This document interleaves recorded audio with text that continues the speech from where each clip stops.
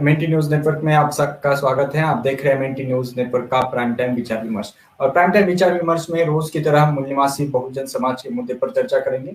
और आप सभी को पता है कि हम मूल निवासी बहुजन समाज की जब चर्चा करते हैं तो इसके विभिन्न पहलुओं पर हम ध्यान देते हैं, जैसे कि इतिहास है, आंदोलन है, विचारधारा है, और जो पूरे देश के नागरिक हैं या पूरे देश की जो लोकतांत्रिक व्यवस्था है, पूरा भारतीय समाज है, उसके ऊपर भी हम अमूमन चर्चा करते हैं।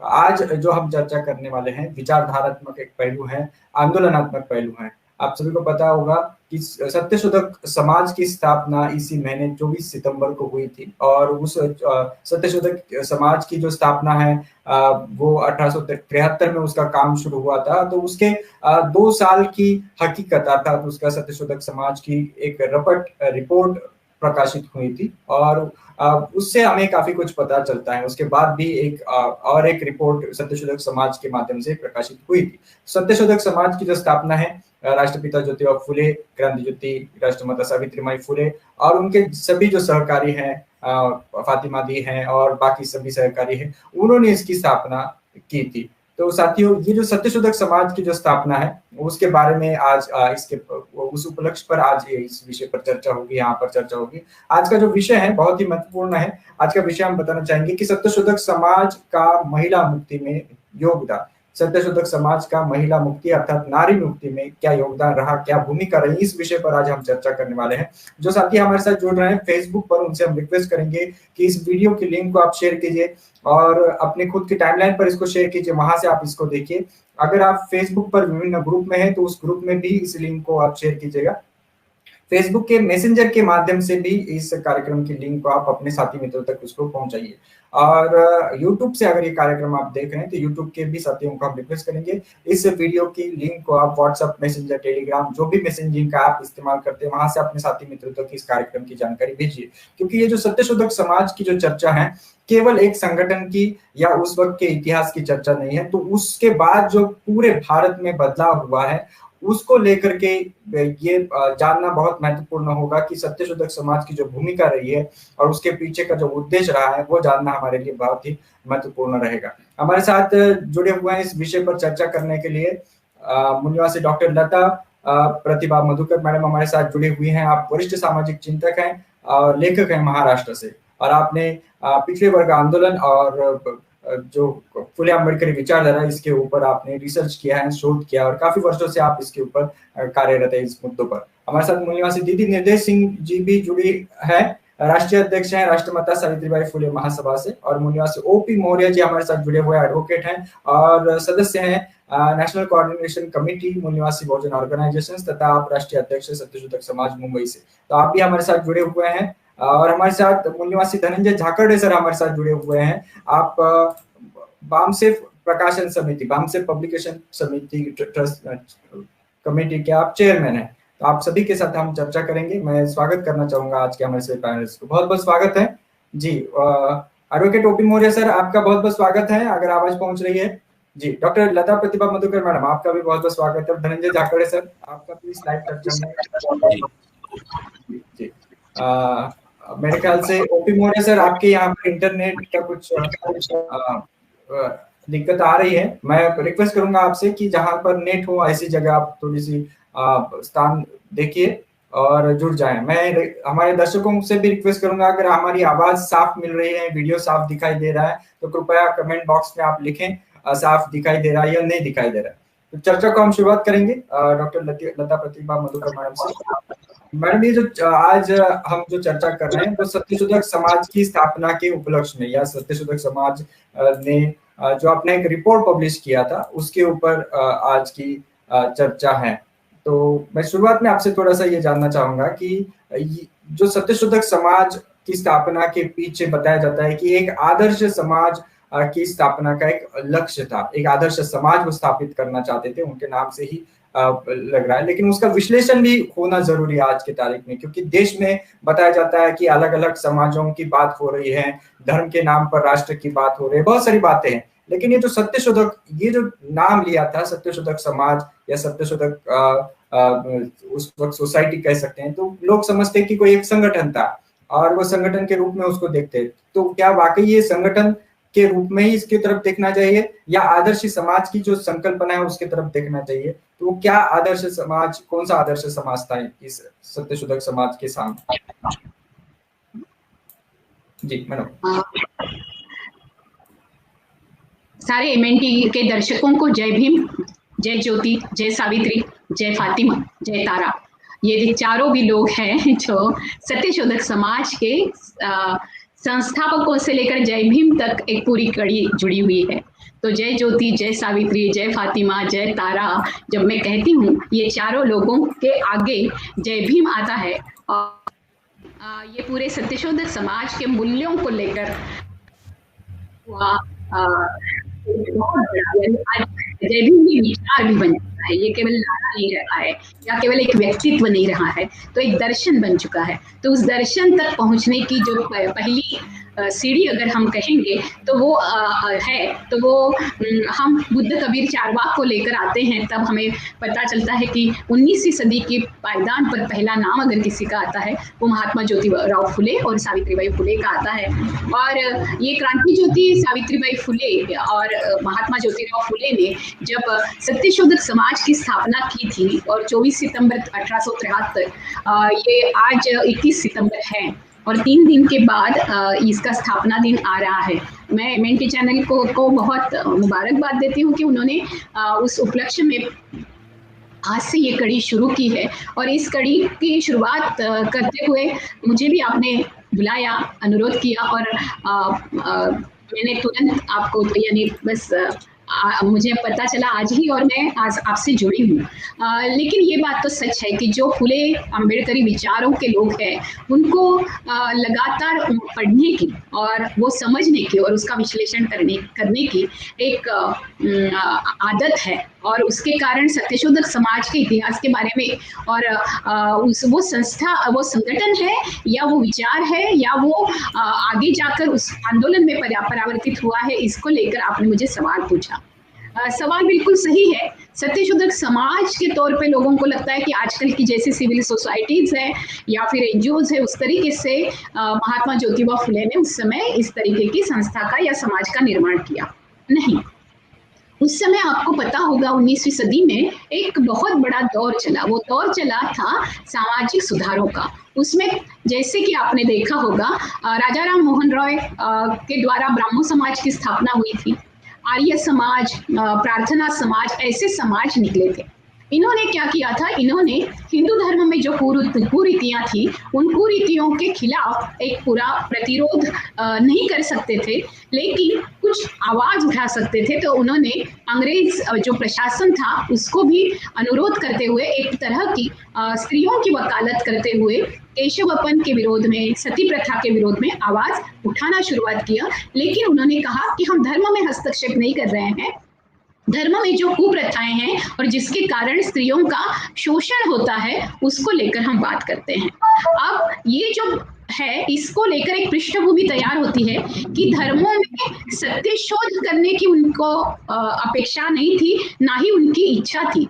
उनको लगता था कि अगर सनातनी लोग चिढ़ जाते हैं और वो ब्राह्मणवादी लोग जो है वो अगर कहते हैं कि आप कौन हो इस धर्म में खोज करने वाले, तो आप अपनी पगड़ी भी संभाले रखनी है लेकिन महिलाओं के ऊपर उपकार भी करने हैं, इस तरीके की एक धारणा आर्य समाज, प्रार्थना समाज या फिर उस समय जो उभरे हुए थे ब्राह्मण समाज सबसे पहले आता है, तो ऐसे उन लोगों ने ये काम करना शुरू किया। उसके द्वारा सती प्रथा के बंदी के लिए कदम भी उठाए गए, केशवपन के खिलाफ भी बोला गया।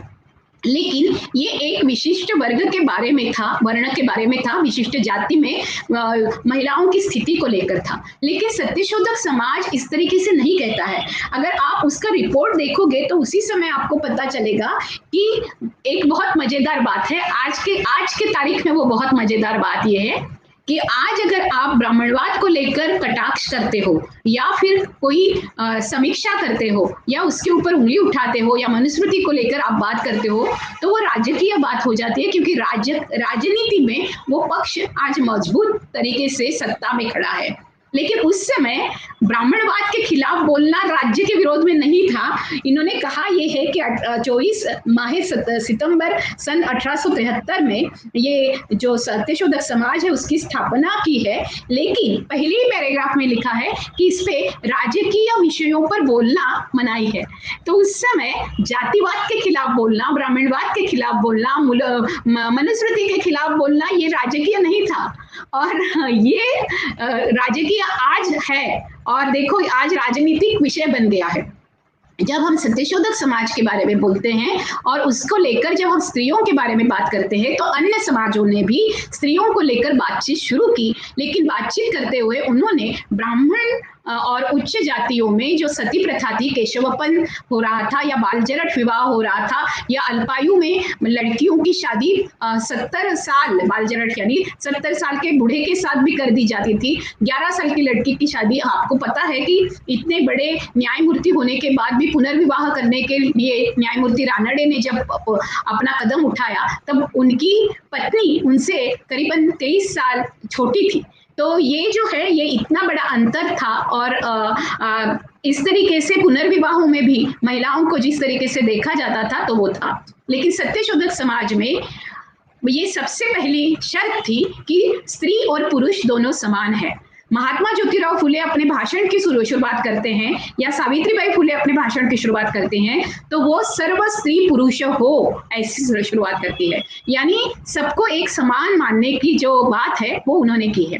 दूसरी बात यह है कि सत्यशोधक समाज ने सबसे पहली जो नींव रखी है वो स्त्री पुरुष समता को लेकर जैसे रखी, वैसे ही शूद्रों के बारे में, जो जिन लोगों को शूद्र माना गया है और शूद्रों से भी निचला माना गया है, ऐसे अति शूद्र की व्याख्या भी सत्यशोधक समाज के तहत भी और फुले जी ने अपने साहित्य में भी की, और इन दोनों को लेकर पैरवी करना और उसको लेकर भी खोज करने की शुरुआत की गई। तो इन तीनों को मिलकर, और इन तीनों को मिलकर में भी स्त्रियों को लेकर जब सत्यशोधक समाज बात करता है, तब सत्यशोधक समाज में स्त्रियों को शूद्र माना गया है। तो उसमें वो ब्राह्मण से लेकर मांग, महार, मातंग से लेकर जितने भी कुणबी, माड़ी सब है, उनसे लेकर मोहम्मद ख्रिस्त महिलाओं की भी बात करता है।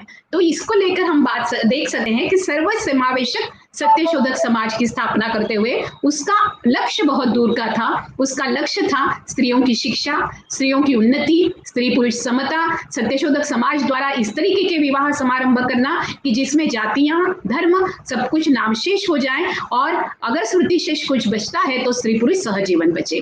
तो इस तरीके से एक बहुत बड़ा वैचारिक क्रांति वाला कदम उठाया था, और सत्य खोज की बात थी, शोध की बात थी, वो धर्मों में थी, और जो सनातनी धर्म था उसमें कोई भी सुधारणावादी बात नहीं की है महात्मा ज्योतिराव फुले या सावित्रीबाई ने। बात की है इस समाज में जो पूरा का पूरा एक पूरा जातिवादी ढांचा है उसको बदल देने की, और त्रिवर्ण विरुद्ध शूद्रों की लड़ाई मजबूत करने के लिए सत्यशोधक समाज एक क्रांतदर्शी समाज के द्वारा स्थापित हुआ, लेकिन एक क्रांतदर्शी आंदोलन के तहत तब्दील हुआ। जी जी, बहुत बहुत धन्यवाद मैडम। मैं आगे भी आपसे चर्चा करूंगा कि ये जो सत्यशोधक समाज की स्थापना या उसकी नींव रखने के पीछे जो पृष्ठभूमि आपने बताई, तो उसके सैद्धांतिक पक्ष को भी हम देखना चाहेंगे कि ये जो सत्यशोधक समाज की जो बात की है राष्ट्रपिता ज्योतिराव फुले जी ने, सावित्रीबाई के साहित्य से दिखता है, या उस वक्त के जो भी अखबार प्रकाशित हुए थे, अभी वो हमारे पास अभी नहीं है, मतलब समाज जीवन में उसकी कॉपियां नहीं है। जैसे कि उस वक्त सत्य दीपिका नाम से जो अखबार हुआ करता था, पत्रिका हुई करती थी, उसमें सत्यशोधक समाज के ऊपर काफी लेख आए हुए हैं, उनकी जानकारी उसमें आई थी। तो खैर, लेकिन जो सैद्धांतिक पक्ष है कि क्या सिद्धांत थे, क्यों ये रखा गया, सत्यशोधक समाज स्थापना के पीछे क्या क्या उद्देश्य थे, ये भी एक एक करके जानने की आवश्यकता है। हमारे साथ दीदी निर्देश सिंह जी जुड़ी हुई हैं, अगर मेरी आवाज पहुंच रही है। मैडम, क्या मेरी आवाज पहुंच रही है दीदी आपके पास?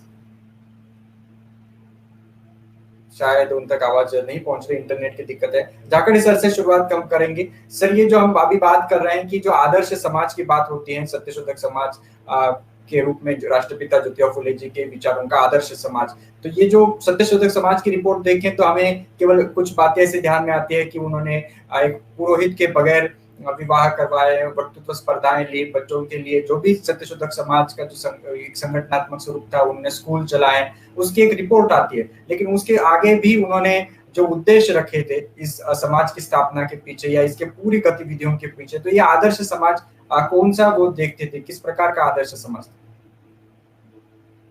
जी डॉक्टर साहब। हाँ, धन्यवाद प्रदीप जी। मैं एमएनटी का भी शुक्रिया अदा करता हूँ और सभी दर्शकों से भी, और मुझे जो अवसर आज के इस विषय पर, बहुत ही महत्वपूर्ण विषय जो है सत्यशोधक समाज का महिला मुक्ति में योगदान। वास्तव में देखा जाए तो महिला मुक्ति में योगदान सत्यशोधक समाज का ढूंढने की जरूरत नहीं है, क्योंकि ओवरऑल सत्यशोधक समाज की जो नींव है, क्योंकि वो जिस यानी कि जिस महान हमारे पुरखों ने उस नींव को डाला है, राष्ट्रपिता ज्योतिबा फुले और राष्ट्रमाता सावित्रीबाई फुले, दोनों ने यानी कि जिस ढंग से और उनके सहयोगी लोगों ने जिस तरीके से वो सत्यशोधक समाज की नींव डाली थी, तो जैसे कि अभी लता जी ने बताया कि एक आदर्श समाज उनको खड़ा करना था, एक आदर्श समाज की वे अवधारणा जो है वो उनके सोच में है। और इसीलिए सत्यशोधक इस शब्द की तरफ भी अगर हम जाते हैं, इस शब्द को भी देखते हैं, तो सत्य और शोधक ऐसे दो शब्द उसमें है। एक तरफ सत्य है और दूसरा है उधर शोध। तो शोधक तो ऐसा समाज, ऐसा समूह, ऐसा व्यक्ति, हर व्यक्ति ऐसा हो कि जो सत्य की बात करे, सत्य की खोज करे, सत्य की खोज करने वाला समाज। अगर सत्य शोधक इस नाम को रखते हुए भी ये समझ में आ जाता है कि वो जो परिवेश है 19वीं सदी का, तो 19वीं सदी का जो परिवेश है, जिस परिवेश में हमारा जो समाज जी रहा है और जिस कुंठा से वो हमारा समाज जी रहा है, जिस अवधारणा में वो समाज जी रहा है, तो वो पूरा के पूरा झूठ के पुलिंदे पर खड़ा है, पूरा झूठ का पुलिंदा है। जितने वो धर्मशास्त्र जिसके आधार पर वो समाज चल रहा है, वो सारे धर्मशास्त्र जो है वो बड़े ही यानी कि बेकार ऐसे धर्मशास्त्र है कि जिनमें जीने के लिए कोई राह नहीं बताई है। वो जो धर्मशास्त्र है वो एक इंसान दूसरे इंसान को इंसान ही ना समझे, इस तरह की पैरवी ये सारे धर्मशास्त्र कहते हैं। ये धर्मशास्त्र या धर्म ग्रंथ जो है वो करते हैं। ऐसी जो समाज की एक जो परिवेश जो समाज का बना हुआ है, तो ये उनके सामने ये सारा चैलेंज है कि पूरे झूठ के नींव पर ये सारा समाज खड़ा है और सारे समाज की अवधारणा भी इस झूठ के आधार पर खड़ी है और झूठ को ही सच माना जा रहा है।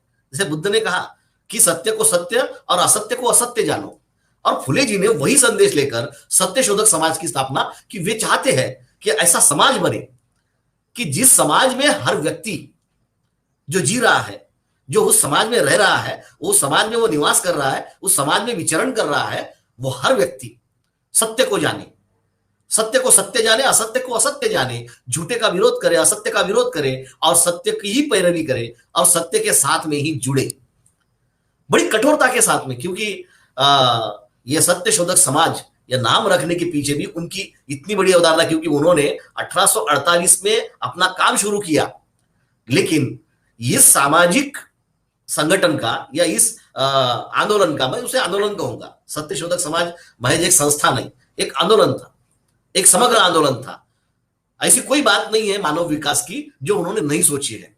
मानव विकास के हर पहलू पर उन्होंने जोर दिया है, बचपन से लेकर तो बुढ़ापे तक जो चीजें हैं, तो बचपन से तो बुढ़ापे तक इंसान को एक परिपूर्ण इंसान बनने के लिए, एक अच्छा इंसान बनने के लिए, एक सच्चा इंसान बनने के लिए जो जो चीजें आवश्यक है, फिर स्त्री और पुरुष दोनों को, और उसमें स्त्री जो है यानी कि महिला मुक्ति का जो मामला है, तो ऐसा है कि महिला मुक्ति तो फुले जी के सोच का आधार बिंदु है, वो केंद्र बिंदु भी है।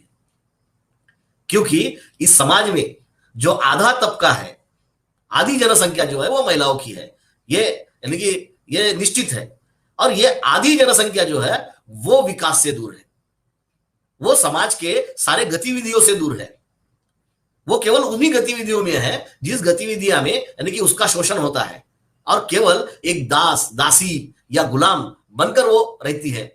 और ये चाहते हैं कि आधा तबका, जो आधी जनसंख्या जो है, वो अगर घर में बैठता है, वो केवल चूल्हा और चौकी करता है, वो केवल उसी इसमें अगर ये होता है, उसी के फेरे के अंदर, अगर एक दायरे के अंदर रहता है, तो फिर राष्ट्र का निर्माण नहीं हो सकता है। राष्ट्र के निर्माण के लिए जितना, यानी कि पुरुष जो होता है, पुरुष का जो योगदान है वो पुरुष से ज्यादा योगदान होता है महिलाओं का। अगर महिलाएं जागती है तो 7 पीढ़ियों तक वो जो है उस समाज को मुक्त करा सकती है। 7 पीढ़ियों तक नहीं, अनंत पीढ़ियों तक। जिस समाज की महिलाएं मुक्त होती है वो समाज कभी गुलाम नहीं होता है, और गुलाम, अगर महिलाएं गुलाम है तो समाज अपने आप गुलाम हो जाता है। इसलिए समाज की गुलामी को अगर नष्ट करना है, इस धर्मशास्त्रों ने और धर्म ग्रंथों ने बनाई हुई गुलामी को अगर नष्ट करना है तो सबसे पहले महिलाओं को मुक्त करना पड़ेगा। और यही सोच उनके यानी कि उनकी जो सोच है, उस सोच का जो केंद्र बिंदु है वो यही है। और इसीलिए सत्य शोधक समाज जो है, तो महिलाओं को ध्यान में रखते हुए और महिलाओं का समग्र विकास करने के लिए, क्योंकि आपने जैसे बताया कि सत्य शोधक समाज की जो रिपोर्ट है, जो उसके जो अहवाल जो है, तो वो जो आते हैं तो उसमें उन्होंने जो अलग अलग प्रोग्राम रखे हैं, वक्तृत्व स्पर्धा है और भिन्न भिन्न प्रकार का उन्होंने जो भी जिस तरीके से समाज के विकास के लिए जो जो चीजें लगती है उसका उन्होंने, यानी कि जैसे शिक्षा है, शिक्षा में उन्हें मदद करनी है, अलग अलग, यानी कि उनको किसी स्कूल में दाखिल करना है और कहीं पे उनको मदद करनी है, यानी कि आर्थिक दृष्टि से, सामाजिक दृष्टि से और उनको मानसिक दृष्टि से अगर मदद करनी है तो उन लोगों को, और खास तौर पे महिलाएं भी है और बच्चे भी है, तो इन बच्चों को भी वो दिशा देने की, उनके व्यक्तिगत विकास, उनका जो पर्सनैलिटी डेवलपमेंट है, उस पर्सनैलिटी डेवलपमेंट को दिशा देने की, यानी कि दिशा देने का जो काम है वो उनके हर प्रोग्राम में, उनके हर अवधारणा में दिखाई देता है। और इसलिए वे जो हम सत्यशोधक समाज की सारी गतिविधियों को देखते हैं तो उसका केंद्र बिंदु है मानव विकास। और मानव विकास में वो मूलतः ध्यान देते हैं, सबसे ज्यादा अपना जो ध्यान है वो ज्यादा केंद्रित करते हैं वो महिलाओं पर, क्योंकि महिलाएं जब मुक्त होती है तभी समाज मुक्त हो सकता है। और जिस समाज में महिलाएं स्वतंत्र बुद्धि की होती है वही समाज जो है वो स्वतंत्र बुद्धि का हो सकता है। और इसीलिए सत्यशोधक समाज ने अपने पूरे कार्यकाल में, यानी कि 1873 से लेकर तो आगे फिर जब, यानी कि अभी तक, यानी कि जब तक सावित्रीबाई फुले, क्योंकि सावित्रीबाई फुले का नेतृत्व विकसित होना, राष्ट्रपिता ज्योतिबा फुले जाने के बाद, गुजरने के बाद, जिस तरीके से राष्ट्रमाता सावित्रीबाई फुले जिस तरीके से उस आंदोलन का नेतृत्व संभालती है, तो यह तय हो जाता है कि नारी मुक्ति का विषय हम सत्यशोधक समाज के गतिविधियों से अलग नहीं कर सकते, उनके योगदान से अलग नहीं कर सकते। अगर नारी मुक्ति का अगर कोई बेस है, कोई नींव है, उसका कोई आधार है इस देश में, भारत के, यानी कि हमारे भारत देश में अगर महिला मुक्ति का आधार है तो वो सत्यशोधक समाज है। और सत्यशोधक समाज का ही योगदान है कि जिसकी वजह से आज नारी मुक्ति की पहल हो रही है और बड़े दृढ़ता के साथ में हो रही है। शुक्रिया प्रदीप जी, बहुत बहुत धन्यवाद। दीदी निर्देश सिंह जी हमारे साथ हैं। दीदी क्या आवाज मिल रही है आपको? माइक को ऑन कीजिएगा कृपया। हमारे साथ ओपी मौर्य सर भी जुड़े हैं। ओपी मौर्य सर, क्या मेरी आवाज मिल रही है आपको? हाँ प्रदीप जी, मैं सुन पा रही हूँ आपको। जी जी जी। अगर आप मेरे ख्याल से सफर में है, लेकिन मैं आपसे ये जानना चाहूंगा कि जो बात अभी डॉक्टर लता प्रतिभा मधुकर मैडम ने की और धनंजय जाखड़े सर ने भी बताए, तो आपसे सीधा मैं इसी मुद्दे पर जानना चाहूंगा कि जो समाज की स्थापना करना चाहते थे सत्यशोधक समाज के माध्यम से फुले साहब और क्रांति माता सावित्रीबाई फुले, क्रांति ज्योति सावित्रीबाई फुले, तो वो कौन से सिद्धांत थे महिलाओं की दृष्टि से और कौन से सिद्धांतों के आधार पर वो इस समाज की स्थापना करना चाहते थे? जी, नारी मुक्ति के कौन से सिद्धांत थे? जी देखिए, जिस तरह से मैं मधुकर मैडम को तो सुन नहीं पाई हूँ, मुझे खेद है, मैं दोबारा उनको सुनूंगी रिपीट करके। और मैं देर से आई हूँ, उसके लिए भी मैं आपसे क्षमा चाहती हूँ। जैसे धनंजय सर ने कहा कि जिस समाज की महिला आजाद होगी वह समाज स्वतः ही आजाद हो जाएगा, और जिस समाज की महिला गुलाम होगी वो समाज गुलाम होगा। तो राष्ट्रपिता ज्योतिबा फुले ये बात बहुत अच्छे से समझते थे। वो महिलाओं में नहीं जा सकते थे, इसलिए उन्होंने सबसे पहले क्रांति ज्योति सावित्रीबाई फुले को तैयार किया और उन्होंने उस काम को अंजाम दिया। अभी सर ने जिस तरह बताया कि ज्योतिबा फुले के जाने के बाद भी क्रांति ज्योति सावित्रीबाई फुले ने नेतृत्व संभाला और काम किया आगे तक।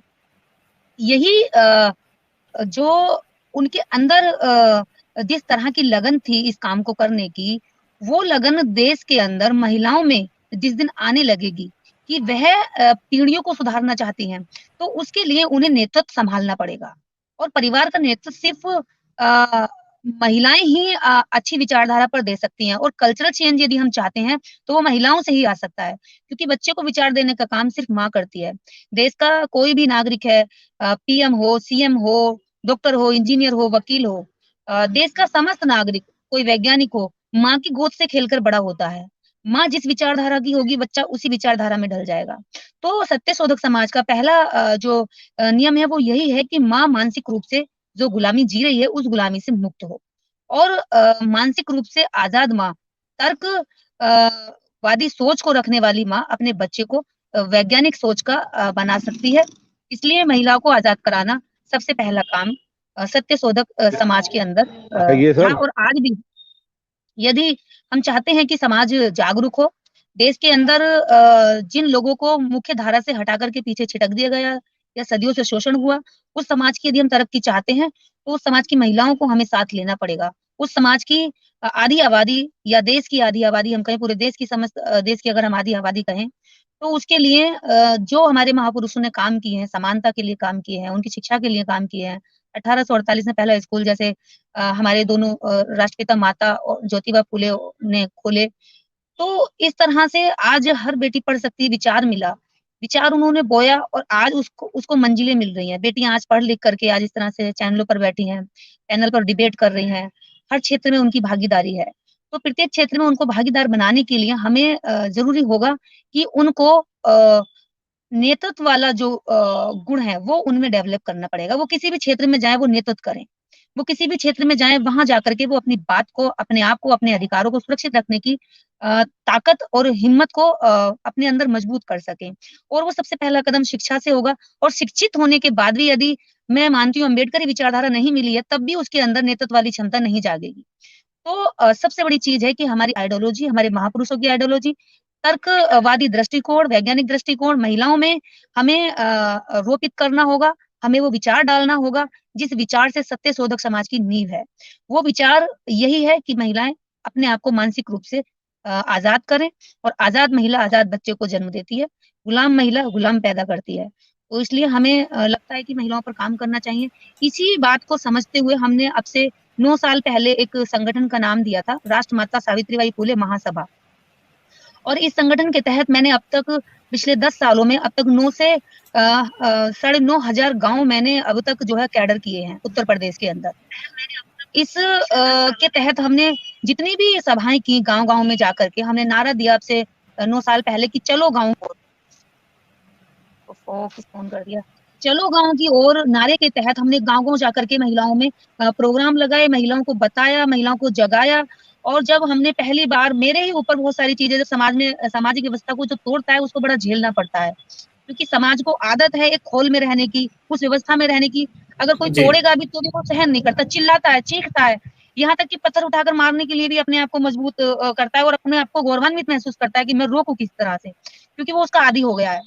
तो जो तोड़ेगा, जो इन व्यवस्थाओं को तोड़ेगा, जो इन व्यवस्थाओं के खोल को चीरेगा, वो समाज को, समाज के विरोध को झेलेगा। सावित्रीबाई फुले ने भी झेला, देश के अंदर जितनी भी महान क्रांतियां हुई हैं सब ने झेला है, तो हमने भी झेला। हम तो अभी कुछ 4 महीने पहले गंजे भी हो गए थे ये साबित करने के लिए कि महिला पुरुष एक समान है, और अगर पुरुष 50 बार गंजा होता है कोई सवाल नहीं होता, महिला एक बार हो जाती है तो सवालों की झड़ी लग जाती है। तो वो सारी चीजें, ऐसी कुछ चीजें प्रैक्टिकल भी करनी पड़ती हैं। हालांकि ये ऐसा नहीं कि सभी लोग इसको ऐसा करें, मेरा अनुभव अलग है।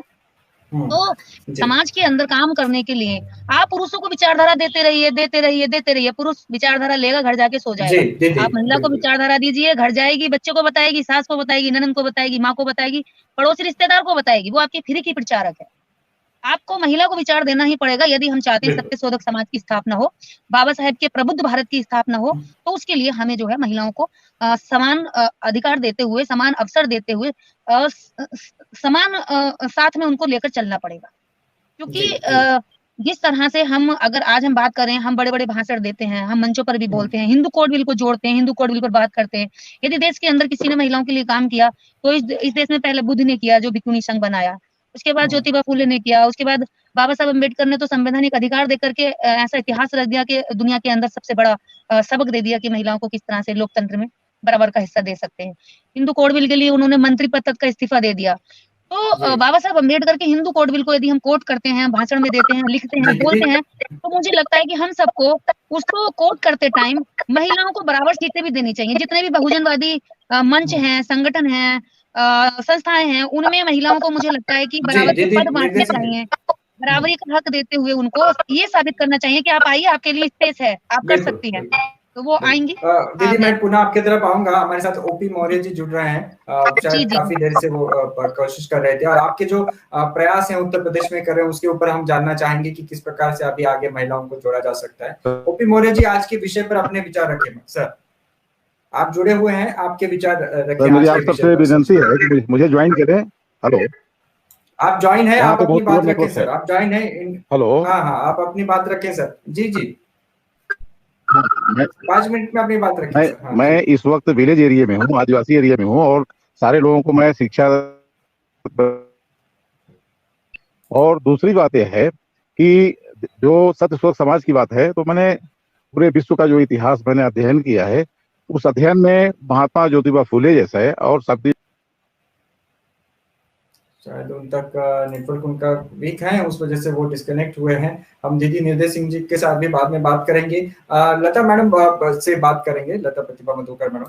मैडम आपने सुना कि दीदी निर्देश सिंह जी जो है वो उत्तर प्रदेश में पिछले काफी वर्षों से कार्य कर रही हैं और गांव-गांव जा रही हैं। करीब उन्होंने बताया कि 9000 के ऊपर वो गांव में पहुंची है, उनके जो सहकारी हैं, उनके जो बाकी साथी मित्र हैं उनके साथ, और वो महिलाओं को जागरूक कर रहे हैं। लेकिन आज उसी कड़ी को लेकर के मैं आपसे जानना चाहूंगा कि जो आदर्श समाज की स्थापना फुले साहब, राष्ट्रमाता क्रांति ज्योति सावित्री माई फुले और उनके जो तमाम सहकारी है, फातिमा बी हैं, और उनके बाद जिन्होंने उनकी बागडोर संभाली सत्यशोधक समाज की और सत्यशोधक विचारों की, तो आज इस समाज को अगर स्थापित करना है, आदर्श समाज को, तो वर्तमान में कौन से मुद्दे हैं, कौन सी प्रासंगिकता, किस प्रकार से प्रासंगिक बातें ध्यान में रख करके हम कार्य करेंगे? फुले साहब से के साहित्य से, उनके कार्य से क्या क्या प्रेरणा हमने लेनी चाहिए? जी प्रदीप जी, आपने बहुत ही अच्छा सवाल किया। हालांकि आपका विषय आज वही है। अगर वो होता कि हमने क्या क्या कार्य किया तो फिर मैं वो बोलती, लेकिन आपने आज जो विषय रखा है वो महात्मा ज्योतिराव फुले के सत्यशोधक समाज के बारे में, उनका जो पूरा विचार और कार्य है उसके बारे में रखा है। लेकिन फिर भी ये जो मौका है, जिस तरीके का एक मंच आप दे रहे हैं मेमेंटी चैनल को,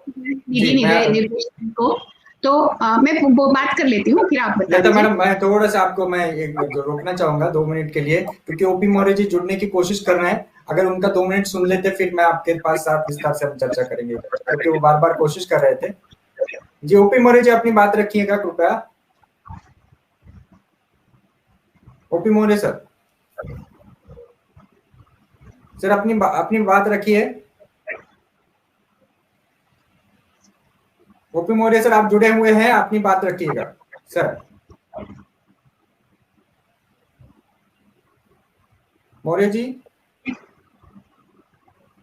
शायद वो गांव में है किसी और बहुत ही दूर-दराज क्षेत्र में है, उनके साथ बातचीत नहीं हो पा रही है। जी लता मैडम, क्षमा चाहता हूँ। जी ये नहीं वो होता है, क्योंकि हम लोग सभी चैनल चलाते, तो मुझे पता है कि बहुत मुश्किल हो जाती है जब दूर दराज से हमारे साथी जुड़ते हैं। और बहुत आदिवासी इलाके से रिमोट में भी दीदी निर्देश सिंह भी जुड़ने की कोशिश कर रही थी और उनका भी नहीं जुड़ा हुआ था। लेकिन जब भी वो जुड़े तो मैं रुक जाऊंगी, और फिर क्योंकि मेरा नेट आज बिल्कुल ठीक है, तो मैं जब भी आप कहो तो मैं बात बंद करके उनको पहले आप बिल्कुल प्राथमिकता दीजिएगा।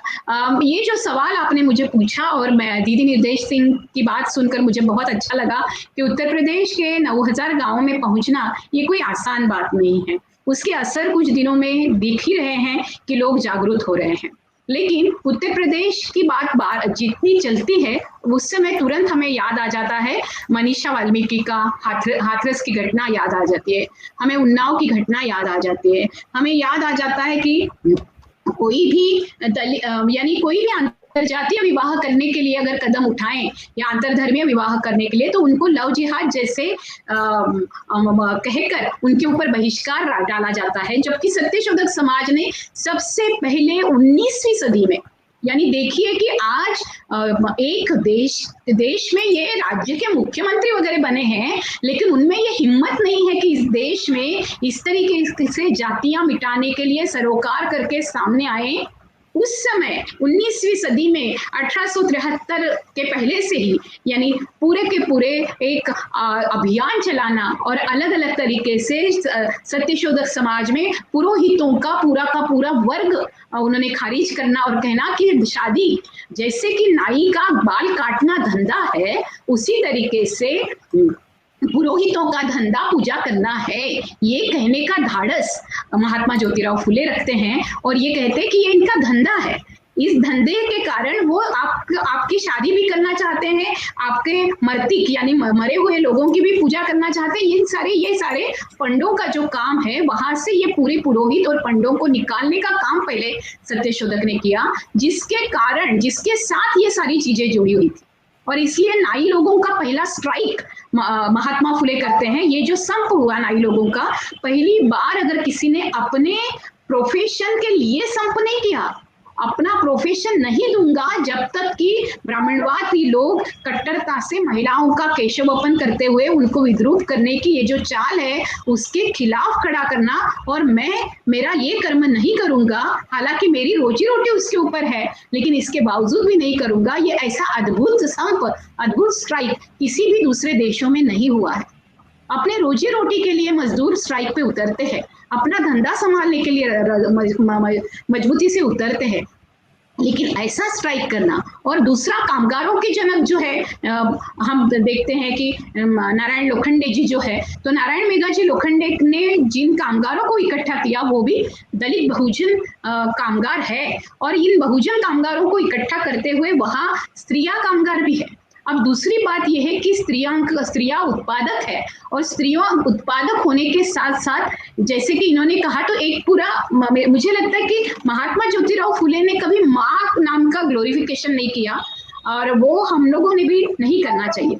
माँ है तो वो संस्कार करेगी, वो बहुत सारी पीढ़ियों तक वो देगी, और वो देगी नहीं। इसमें उनका कहना ये था, जैसे कि मैंने खुद देखा है, आप माफ कीजिए मुझे प्रदीप जी, माफ नहीं करेंगे आप मुझे, एक्चुअली मैं आपको शाबाशी देने वाली हूँ कि मैंने ऐसा एक कपल देखा है कि जैसे मैंने प्रदीप जी को देखा है, अर्चना को देखा है, इन दोनों में मुझे सत्यशोधक मूल्य दिखते हैं, और ज्योतिबा फुले, सावित्रीबाई फुले के जैसे सहजीवन को जीते हुए देखती हूँ मैं उनको। तो ऐसे जो सहजीवन साथी है जिन्होंने महिलाओं का काम जब घरों में ही नहीं बाहर भी है ऐसे मानने वाले, और घरों में मैं उतना ही काम करूंगा जितनी मेरे घर की महिलाएं करती है, ऐसे पुरुषों के निर्माण की बात सत्यशोधक समाज करता है। इसलिए स्त्री और पुरुष दोनों की बात करते हैं। जितना महिलाओं के बाहर निकलने की, पढ़ाई करने की, उत्पादक होने के नाते उनके उत्पादन माल को भाव मिलने की, उसी तरीके से पुरुषों के बारे में बात करते हुए महात्मा ज्योतिराव फुले स्त्रियों तक पहुंच नहीं सकते थे, ऐसा नहीं था। उन्होंने, आज हम देखते हैं कि कितने सारे दलित संगठनों में महिलाएं हैं, 33% है, नहीं है। कितनी सारी ओबीसी मूवमेंट में महिलाएं हैं, 33% है, नहीं है। वो भले ही बोलते रहे होंगे कि 33% महिलाओं में भी, ओबीसी महिलाओं को भी कोटा मिले और SC ST को भी कोटा मिले, लेकिन जब भी बात आ जाती है आरक्षण की, तब 82% को में 52% अगर ओबीसी है तो उसमें महिलाएं आधी तो होगी, लेकिन उन आधी महिलाओं के भी उसमें भी 33% तो छोड़ ही दो, आपको ओबीसी के मंच पे भी महिलाएं एक आध बार होगी तो मिलेगी। केवल सावित्रीबाई का और फातिमा दीदी का फोटो उधर लगाया हुआ होता है। आजकल फातिमा जी का फोटो मिला है तो वो है, अन्यथा फातिमा शेख का भी फोटो वहां नहीं होता था। ताराबाई शिंदे का बहुत सारे लोगों ने अभी तक वो निबंध पढ़ा नहीं है। तो ताराबाई शिंदे सत्यशोधक समाज की कार्यकर्ता थी, और सत्यशोधक समाज की कार्यकर्ता ने क्या क्या किया अगर देखना है तो इस देश में मुक्ता साल्वे, जो कि विष्णु शास्त्री चिपळूणकर को बोला जाता है कि मराठी के पहले निबंधकार, लेकिन महात्मा ज्योतिबा फुले और सावित्रीबाई फुले के स्कूल में से निकली हुई ये लड़की मुक्ता साल्वे, जो कि विद्यार्थिनी छात्रा थी, यंग थी, और ये 14 साल की लड़की, 11 साल की लड़की जब अपना निबंध लिखती है तो ये पहली महिला बन जाती है और पहली पहली निबंध लेखक बनती है, महिला क्या पुरुष क्या, पहली निबंध लेखक है जिसने पूरी टिप्पणी की है और पहली बार जो पूरा अछूत वर्ग है उसके दुख के बारे में निबंध अगर पूरे देश में किसी ने लिखा होगा तो महात्मा ज्योतिबा फुले और सावित्रीबाई फुले के इस छात्रा ने लिखा। अब दूसरी बात है कि यानी स्त्रियों ने लिखने को शुरुआत की, केवल पढ़ाने को नहीं तो साहित्य का भी निर्माण उन्होंने किया। अब दूसरी बात, सावित्रीबाई फुले के काव्य में भी हमें दिखाई देता है, जब फुले कहते हैं कि विद्या के बिना, विद्या अगर नहीं लेते हो तो सब अनर्थ होते हैं और इसीलिए आपको वित्त तक नहीं मिलता है। तो विद्या लेने के बाद आपको मति आती है, मति के बाद आप नीति आती है, नीति के बाद आप जो है वो वित्त की तरफ जाते हो और वित्त जब मिलता है तब जाके मनुष्य सघन और सघन होता है, विचारों से सघन और सघन।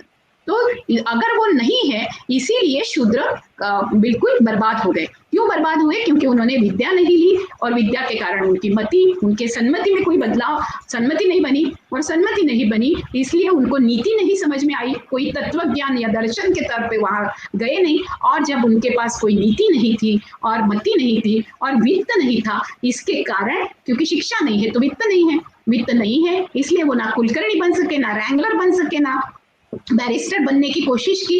अब बैरिस्टर बनने की कोशिश करने वाले सबसे पहले व्यक्ति हो जाते हैं फिर डॉक्टर बाबा साहेब आम्बेडकर। तो ये जो है ये समझना बहुत जरूरी है। इस तरीके से सत्य शोध करते हुए महात्मा ज्योतिराव फुले ने हमारे पास एक बहुत बड़ा टॉर्च दिया, एक मशाल दी, केवल एक चिंगारी नहीं दी, एक मशाल दी और देखा, बोला कि जहां जहां धर्मों में विसंगतियां हैं, जहां जहां स्त्री और पुरुष विषमता है, जहां जहां लिंग भाव विषमता है, जहां जहां महिलाओं को लेकर या शूद्रों को लेकर या किसी की जाति के ऊपर या किसी के धर्म के ऊपर पाखंड कर रहे हैं, उसको लेकर आप आवाज उठाइए। और वो पहला आवाज पूरे विश्व में पहुंचता है, वो है 1882 में लिखा हुआ ताराबाई शिंदे का निबंध जो है स्त्री पुरुष तुलना। और स्त्री पुरुष तुलना में ताराबाई ऐसी महिला है जो बुल्ढाना में रहती है, उनके पिताजी सत्यशोधक समाज के कार्यकर्ता है, वो अपने घर में अपने पापा के पास शादी के बाद रहने लगती है और एकल महिला है और एकल महिला होने के बाद घुड़सवारी करती है और पूरे गांव-गांव जाकर जागरण करती हैं। आज हम देख रहे हैं कि दीदी जिस तरीके से काम कर रही है, इस तरीके के काम सत्यशोधक समाज की महिलाओं ने इस देश में किया और उनका बहुत बड़ा योगदान रहा। डॉक्टर रखमाबाई भी नॉन ब्राह्मण मूवमेंट जो चली सत्यशोधक विचारों को लेकर, उसी से डॉक्टर रखमाबाई के विचार पनपते हैं। इतना ही नहीं तो विठल राम जी शिंदे की जो बहन है जनाक्का शिंदे, उनके विचार भी इसी तरीके से परिष्कृत होते हैं। मुकुंदराव पाटिल के घर की सारी महिलाएं हो या फिर अभी हम देखते हैं भारत पाटणकर, गेल ऑम्बेट, इनके बारे में जब हम देखते हैं तो गेल ऑम्बेट की का पहला स्टडी आता है, वो आता है वसाहतकालीन समाज में जो पूरी क्रांति हुई, उस क्रांति का इतिहास लिखते हुए वो सबसे पहले अगर कोई किताब लिखती है इस देश में आए हुए बाकी सारे शोधकर्ताओं ने कभी नेहरू के ऊपर लिखा, कभी गांधी जी के ऊपर लिखा, कभी यहाँ के राजकीय या राष्ट्रीय क्रांति के ऊपर लिखा, लेकिन सामाजिक क्रांति पर लिखने वाली गेल ऑम्बेट ये पहली विदुषी, और रोजालिंड ओ हैनलन और एलिनोर झेलियट और पॉलिन कोलंडा, इन्होंने जाति व्यवस्था का पढ़ाई करते हुए और महात्मा ज्योतिराव फुले और सावित्रीबाई के सारे अखंड हो या कुछ सत्यशोधक समाज की हकीकत हो, वो गेल ऑम्बेट अमेरिका में पहुंचाती है। लेकिन इसी तरीके से इस देश में अमेरिका से वापस जब पंडिता रमाबाई आती है और वो उन्होंने धर्मांतर किया हुआ है, वो बंगाल में रहती है और अपनी बेटी मनोरमा के साथ, और उनको मनोरमा तब होती है जब उन्होंने मेधावी जी से शादी की है और वो शूद्र है। और जब पंडिता रमाबाई भारत में आती है तो आप देखते हो पूरा का पूरा सनातनी समाज, लोकमान्य तिलक उनके ऊपर आग बबूला है, उनके ऊपर जो बाकी के ये है सुधारक, वो सुधारक कोई टिप्पणी नहीं कर रहे हैं और बहुत गलत तरीके से ज्ञानोदय में, ज्ञान प्रसारक में, सब जगह पे, सत्सार में महात्मा फुले ने इसको लेकर पूरा लिखा है। इंदु प्रकाश में, केसरी ने रमाबाई के धर्मांतर को लेकर उनको रमाबाई बाटली, रमाबाई ने फंसा दिया, इस तरीके के आर्टिकल लिखे। तब पंडिता रमाबाई को लेकर कोई माई का लाल वहां खड़ा नहीं था, एकमेव महात्मा ज्योतिराव फुले, सावित्रीबाई फुले और इस देश में ताराबाई शिंदे, डॉक्टर रखमाबाई और पंडिता रमाबाई की दोस्ती थी, ये लोग खड़े थे उनके साथ। और महात्मा ज्योतिराव फुले वो जब आती है तो 1883 की बात है और 1886 से वो अमेरिका से वापस आती है और 1889 में वो वापस आ रही है। पुणे में। तो 1890 में महात्मा ज्योतिबा फुले का देहांत हुआ है। उसके पहले 1 साल पहले अपने पैरालिटिक अवस्था में भी फुले पंडिता रमाबाई को सपोर्ट करने खड़े रहते हैं। ये कितनी बड़ी बात है, और ये पूरा सत्यशोधक समाज की अगुवाई है। और इस सत्यशोधक समाज की धुरी जिसको मैं कहूंगी ताराबाई शिंदे, बस हाँ, ताराबाई शिंदे, उनका स्त्री पुरुष तुलना निबंध में वो इस पूरे सनातनी समाज को सवाल करती है, जो सवाल ना राजा राम मोहन राय कर सके, ना ईश्वर चंद्र विद्यासागर कर सके। उसने ये सवाल किया है ये सारे धर्म धुरीणों को, धर्म सत्ता को, ये बताइए कि स्त्रियां सती जाती है, कोई पुरुष उसका पति कभी सता गया है?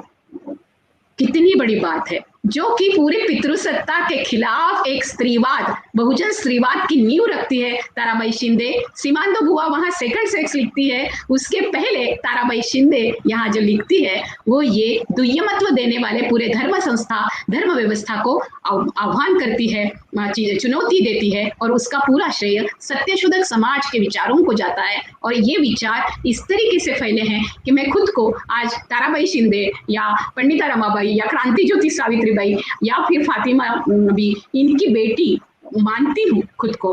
तो उसकी एक विरासत जो हमारे पास आई है, वो विरासत मुझे लगता है ताराबाई यानी इन सारी महिलाओं ने जो दी है वो सत्यशोधक समाज में। और इसीलिए महात्मा ज्योतिराव फुले और सावित्रीबाई फुले, इन दोनों ने एक पालक का रोल, अभिभावक का रोल हमारे लिए किया है। एक स्त्री पुरुष सहजीवन की नींव रखी है उन्होंने, और इसलिए स्त्री पुरुष सहजीवन के हैसियत से उनको देखना चाहिए, ना कि स्त्री केवल करेगी और पुरुष उसके पीछे रहेगा, ना कि पुरुष केवल करेगा और स्त्री उसके पीछे रहेगी। नहीं, उन्होंने सचमुच संसार के दोनों पहियों के जैसे इन दोनों को देखते हुए दोनों को एक ही जैसा माना है। और इसलिए मुझे लगता है कि ये पहला समाज सुधारक है जिस इस तरीके की समानता और समता के सूत्र पर सहजीवन की शुरुआत की, जिसको डॉक्टर बाबा साहेब आम्बेडकर ने संविधान में समानता, समता, स्वतंत्रता, मैत्र और अधर्म निरपेक्षता, इन 5 मूल्यों के तहत एक बहुत बड़ी मजबूती दी। तो मुझे लगता है कि सत्यशोधक आंदोलन की जो नींव रखी गई उसका एक बहुत ही सुंदर परिणाम संविधान है।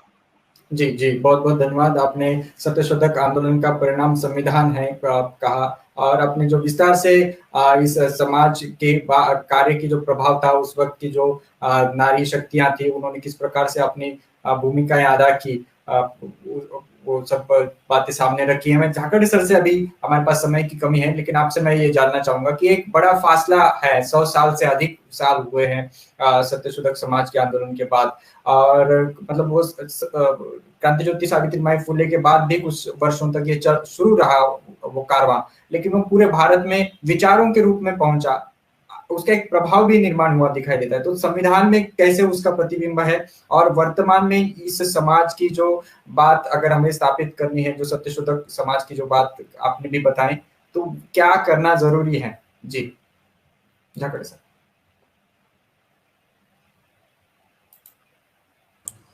जी जी, धन्यवाद प्रदीप जी।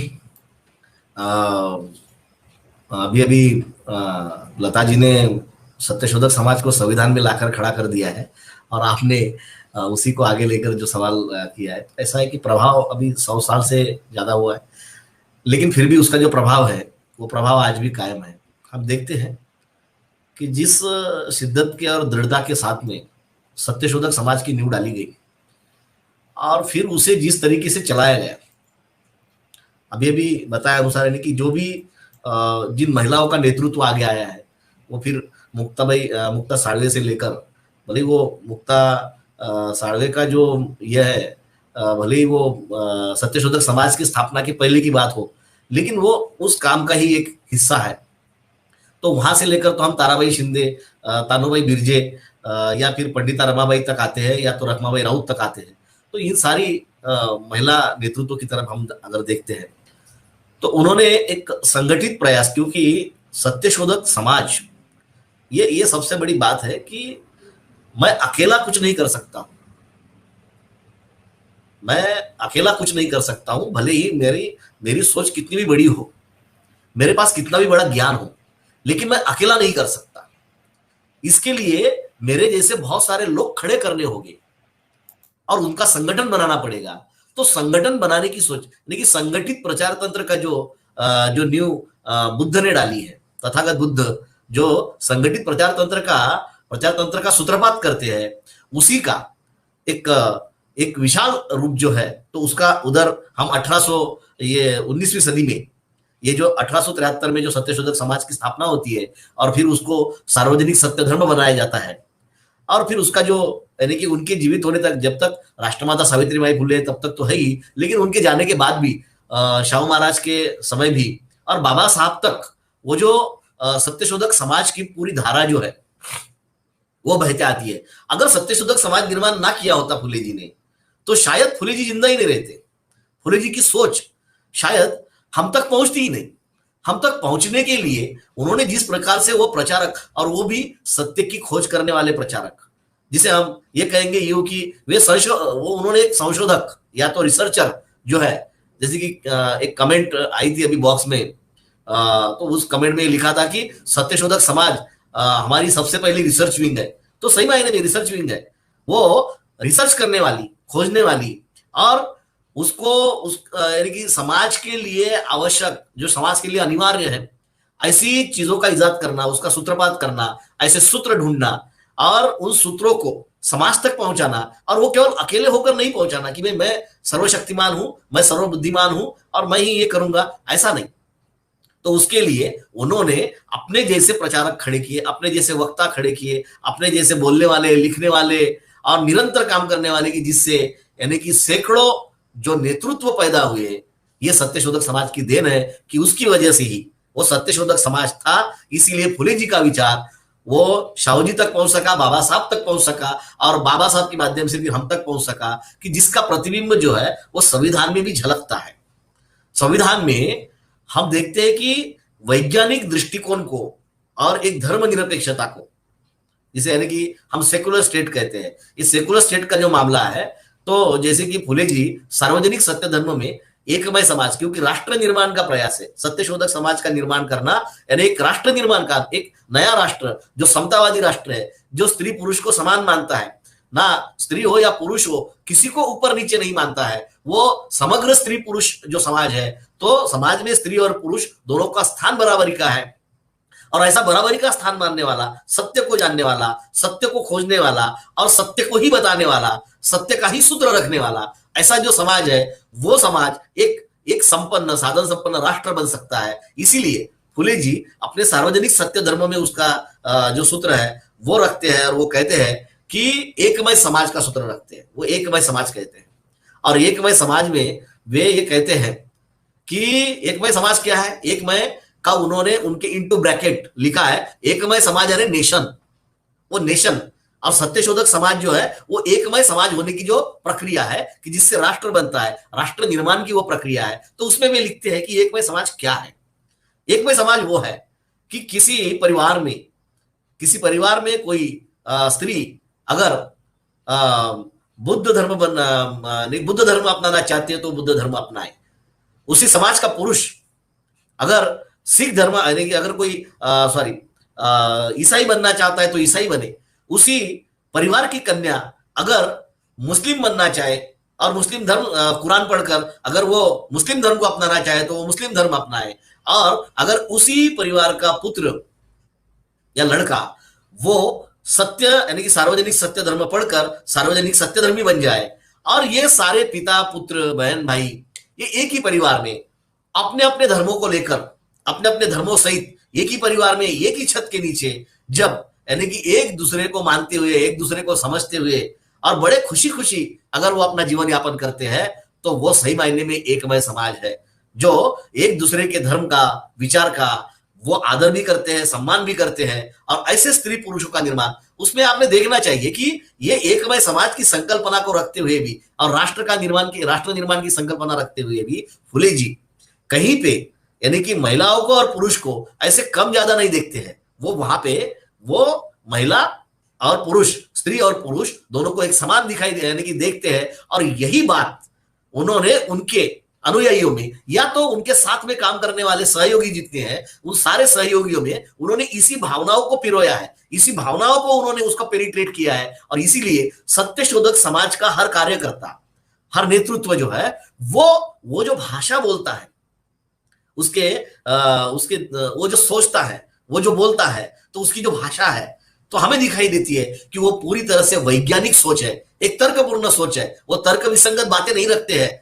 यहां तक कि जैसे कि शाहू महाराज को जब ये पूरे ब्रह्मवृंद ने शूद्र घोषित कर दिया था और ये कहा था कि आपको छत्रपति बनने का अधिकार नहीं, आप क्षत्रिय नहीं है, और तब जाकर सत्यशोधक समाज के लोगों ने ही तिलक और उनके सारे अनुयायियों को बिठाकर इस मसले को सुलझाया था। और इस मसले को सुलझाकर उन्होंने ये बताया था कि अगर वो कहते हैं कि ये क्षत्रिय नहीं इसलिए हम इन्हें छत्रपति नहीं कहेंगे, ये शूद्र है, तो सत्यशोधक समाज के प्रतिनिधि ये पूछते हैं कि क्या आगे जाकर कभी अगर कोई छत्रपति यानी कि इस छत्रपति की गद्दी पर अगर कोई मुस्लिम बैठता है तो क्या आप उसे भी क्षत्रिय नहीं मानोगे? तो ब्राह्मण और तिलक ये कहते हैं कि ये तब के ब्राह्मण यानी कि उसका निर्णय लेंगे। लेकिन ये जो लॉजिक देते हैं, इस लॉजिक के साथ में, इस वैज्ञानिक दृष्टिकोण के साथ में जो बात करते हैं, तो यही वैज्ञानिक दृष्टिकोण जो है वे हमें संविधान में, जब हम संविधान की तरफ आते हैं तो संविधान में हर जगह पर इस वैज्ञानिक दृष्टिकोण की समता, स्वातंत्र्य, बंधुता, न्याय, इन मूल्यों का उद्घोष, जिन मूल्यों का उद्घोष सत्य के साथ साथ सत्यशोधक समाज ने किया है, इन्हीं मूल्यों को उद्धृत करते हुए और उसका प्रैक्टिकल रूप जो है, उसका जो व्यावहारिक रूप हम जिसे कहेंगे, तो वे व्यावहारिक रूप और उसका जो विशाल दृष्टिकोण है, यही विशाल दृष्टिकोण लेकर संविधान का हर पन्ना सजा हुआ है। संविधान में जो नीति निर्देशक तत्व है, तो वो नीति निर्देशक तत्व ही यानी कि एक तरफ अगर हम सत्यशोधक समाज की तब की अगर उद्देशिका देखते हैं, उनका जो पाथ उन्होंने डिक्लेयर किया है, उन्होंने वो जो नीति निर्देशक तत्व जो हम संविधान के पढ़ते हैं, तो नीति निर्देशक तत्वों को एक तरफ रखिए और दूसरी तरफ पूरे सत्यशोधक समाज के यानी कि उनके उद्देशिका को रखिए, उनके कार्यों को रखिए, उनके कामों को रखिए, तो आपको दिखाई देगा कि सत्यशोधक समाज की जो सारी चीजें हैं, सत्यशोधक समाज ने जिस एक समतावादी राष्ट्र की संकल्पना की है, उसी संकल्पना की अवधारणा संविधान भी करता है कि जिसमें वे किसी धर्म, जाति और वंश का भेदभाव नहीं करते, बल्कि वे स्त्री पुरुष सहित सभी जातियों को लेकर एक समतावादी राष्ट्र बनाना चाहता है। तो संविधान भी वही चाहता है जो सत्यशोधक समाज चाहता था। इसलिए ये जो सारी अवधारणा है, क्योंकि बाबा साहब ने कहा भी था कि मैं आज के तारीख में केवल राष्ट्रपिता ज्योतिबा फुले का सच्चा अनुयायी हूं, और उन्होंने इस बात को संविधान में पिरोकर ये बात को इन बातों को उन्होंने सिद्ध किया है। और इसीलिए हम संविधान में जो यानी कि देखते हैं, संविधान का जो समतावाद दिखते हैं, तो वो संविधान का समतावाद यकीनन इसी ये जो सत्यशोधक समाज की जो मूल अवधारणा है, उसी मूल अवधारणा का प्रतिबिंब है। और इसीलिए मैं कहूंगा कि अभी आज का एक दायरा हमने रखा है, इसलिए इस महिला मुक्ति का यानी कि नारी मुक्ति के इसमें ये जो सत्यशोधक समाज का जो योगदान है, वो अनूठा योगदान है। मैं कहूंगा कि उसी अवधारणा यानी कि महिला मुक्ति या नारी मुक्ति की अवधारणा ही सत्यशोधक समाज का एक अंग यानी कि एक वो उनकी नींव रही है, और इसीलिए उस योगदान को हम नहीं भुला सकते। इसीलिए आज के महिलाओं ने सत्यशोधक समाज को पढ़ना भी चाहिए और अपने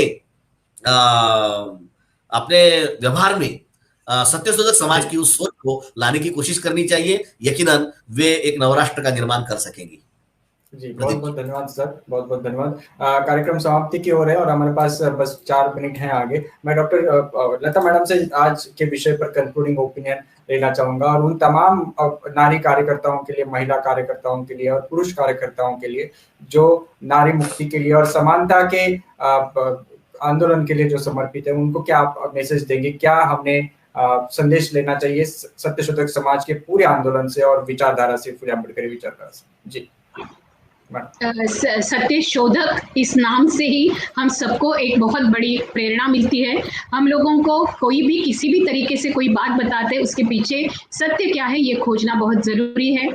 अंधविश्वास छोड़ देना चाहिए महिलाओं ने, और सत्य की खोज में अगर वो लगती है तो बहुत बड़ा काम होगा। मेरी एक दोस्त है यामिनी चौधरी, उन्होंने एक नारा दिया था जो महिला राष्ट्रसत्ता आंदोलन देता रहता है, वो है सावित्री अब घर घर में है लेकिन ज्योतिबा की खोज जारी है।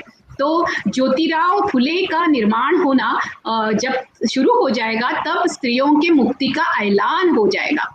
तो स्त्रियों की मुक्ति के लिए अगर सत्यशोधक समाज ने स्त्री मुक्ति को लेकर बात की है तो आज जिस तरीके से लोग कह रहे हैं कि पितृ सत्ता के खिलाफ स्त्रियां जो मुक्ति मांग रही है और पुरुषों से मुक्ति मांग रही है, तो उन्होंने जरूर ज्योतिराव फुले और सावित्रीबाई फुले और तमाम सत्यशोधकों के विचार पढ़ने चाहिए। और सत्यशोधक विचार से लेकर संविधान तक स्त्री पुरुष समता और स्त्री मुक्ति एक्चुअल क्या है, सही मायने में क्या है, वो अगर समझना है तो स्त्री पुरुष समता, समानता, स्वतंत्रता और मैत्र के आधार पर और धर्मनिरपेक्षता के आधार पर सहजीवन की नींव है। और इसीलिए इस सत्यशोधक समाज की हमने विचारधारा को आगे बढ़ाना चाहिए। धन्यवाद प्रदीप जी, आज मुझे आपने बुलाया और MNT चैनल ने मुझे बुलाया। जी बहुत बहुत धन्यवाद मैडम। और आज मुलाकात हुई आज और दीदी निर्देश सिंह से भी, तो इसलिए मैं बहुत खुश हूँ। और हमारे एक वक्ता जुड़ नहीं पाए, लेकिन मौर्य सर को मैं फिर से सुनूंगी जरूर। धन्यवाद। जी बहुत बहुत धन्यवाद। आप दोनों ने आज विस्तार से बातचीत की है आज के इस विषय पर। हालांकि ये विषय जो है अपने आप में एक बड़ा विषय है, उसके ऊपर एक एक अलग अलग मुद्दे पर बातचीत करने की आवश्यकता होती है, क्योंकि नारी मुक्ति का आंदोलन ये अपने आप में एक बड़ी चर्चा का विषय है कि जिसमें कौन कौन से कार्य उस वक्त किए हुए और वो कौन सी परिस्थितियों में हुए, उसके क्या क्या आधार थे, एक अलग विषय है, उसके ऊपर काफी चर्चा होने की जरूरत भी है। लेकिन आज जो हमने देखा कि प्रासंगिक रूप में भी इस आंदोलन को कैसे आगे बढ़ाया जाए, किस प्रकार की आवश्यकता है और संविधान में उन सारे बातों का किस प्रकार से प्रतिबिंब है, कौन कौन सी बातें सामने आई है, वो हम देख सकते हैं। एक विचारधारा का ही प्रतिबिंब है। लोग कहते हैं भले ही कि संविधान जो है अलग अलग देशों से कुछ कुछ बातें उठाई गई है, लेकिन अगर विचारधारा को देखेंगे तो वो फुले अम्बेडकरी विचारधारा, खास करके फुले साहब की जो विचारधारा है, हमारे महापुरुषों की विचारधारा है, उसी का प्रतिबिंब संविधान के इसमें है। तो मैं आपको एक बार आपका आभार व्यक्त करूंगा MNT न्यूज नेटवर्क की ओर से। हमारे साथ दीदी निर्देश सिंह जी अभी नहीं है और OP मौर्य जी भी अभी हमारे साथ जुड़े नहीं, आगे भी हम उनसे बातचीत करते रहेंगे, उनका भी मैं आभार व्यक्त करता हूँ और आपकी अनुमति लेकर के इस कार्यक्रम को यहाँ पर समाप्त करना चाहेंगे। पुनः एक बार धनंजय झाकरे सर और डॉक्टर लता प्रतिभा मुंडेकर, आप दोनों का आभार। जय भीम, जय वनवासी, जय भारत, जय संविधान। Thank you very much. जी साथियों, MNT न्यूज नेटवर्क पर ये जो चर्चा आपने देखी उसकी लिंक यही होगी। आप फेसबुक और यूट्यूब पर इस लिंक को आप पुनः देख सकते हैं। आपके जो भी विचार हैं आप हमें व्हाट्सएप कर सकते हैं, आप हमें ईमेल भी कर सकते हैं। हमारे ईमेल पता और व्हाट्सएप नंबर आपके स्क्रीन पर है, आप उसको हमें संदेश भेज सकते हैं। ईमेल, हमारा ईमेल पता है mntnews2021@gmail.com और व्हाट्सएप के लिए आप हमें मैसेंजर में हमें लिख सकते हैं कि आप हमारे साथ जुड़ना चाहते हैं। हमारा व्हाट्सएप नंबर है 9021846119। इस नंबर पर अगर आप हमारे साथ जुड़ना चाहते हैं व्हाट्सएप पर, तो इस नंबर पर आप हमें व्हाट्सएप करें। और आपके जो भी विचार हैं, लेख है, कृपया MNTnews2021 इस जीमेल अकाउंट पर, जीमेल एड्रेस पर आप हमें संदेश भेजें। कल के कार्यक्रम की जानकारी देंगे और ये अंक यहाँ पर हम सब समाप्त करेंगे। कल का विषय है पसमानदा।